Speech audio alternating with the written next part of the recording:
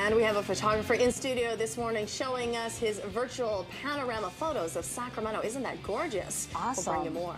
And today, a really awesome interview. This is so cool. Frank Bobbio, and he's got a different perspective on pictures. And Frankie, you have a panorama sort of view of our area. Talk to us about what you're doing. Well, what I do is virtual reality panorama photography. Yeah. So a lot of you've probably seen, like when you go to rent a hotel room, they'll have the photos that you can rotate around. Okay.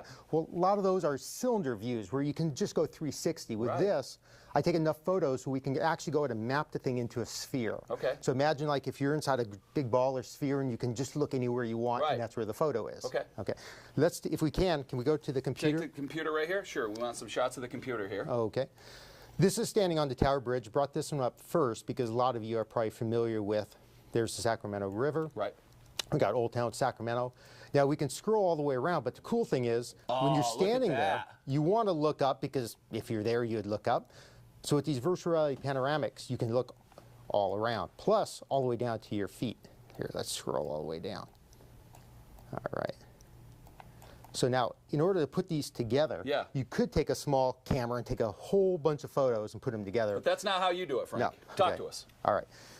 I use one of the smaller Nikon cameras. Image quality is great for this. A 10mm fisheye lens. This allows me to basically 7 photos, and I can map the entire sphere. So you take every one of those photos yourself? Every one of them. Okay.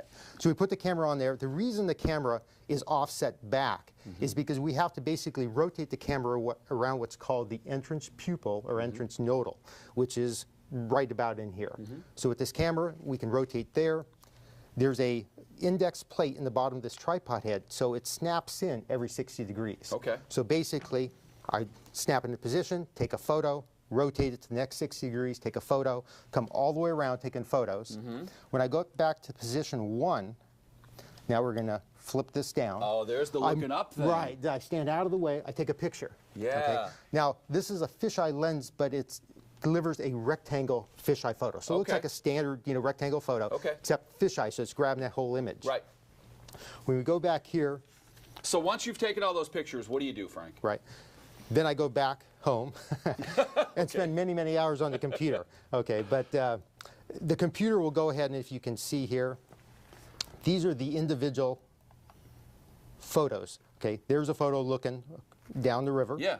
Okay, this is how then it takes that fisheye photo and converts it into that. This is how it would map these out. Oh. Okay, so you can see it's pretty funky looking. So the computer is doing all this? The computer, I tell it to go ahead and put this photo with this photo. Yeah. Okay, and what we're trying to get after it puts all these together is what's called a equi-rectangular photo. Okay. Okay, we're going to bring that up here. Okay, this is all 7 photos put together, and this photo represents an entire sphere. I see. Okay, this type of equi-rectangular projection was invented supposedly back in 100 AD. Right. Okay, for like map making. Okay. We go from this photo after it's a hard, square photo.